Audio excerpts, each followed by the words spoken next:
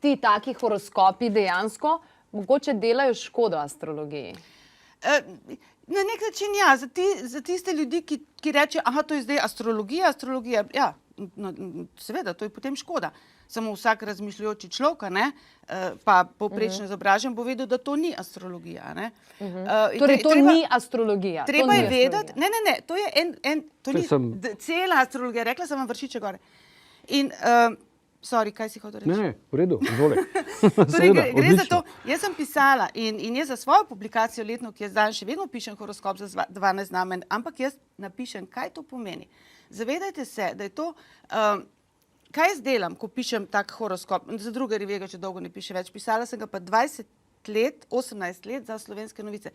Zahtevala sem na začetku, da je napisano, ta horoskop ne more napovedati vaše prihodnosti. Ta horoskop je zelo okviren pregled vplivov teles na vaše zodiakalno znamenje v določenem obdobju. In to je zelo splošno, ampak ni neresnično.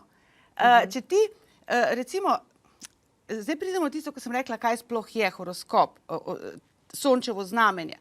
Sončevo znamenje je 30 stopinj kroga.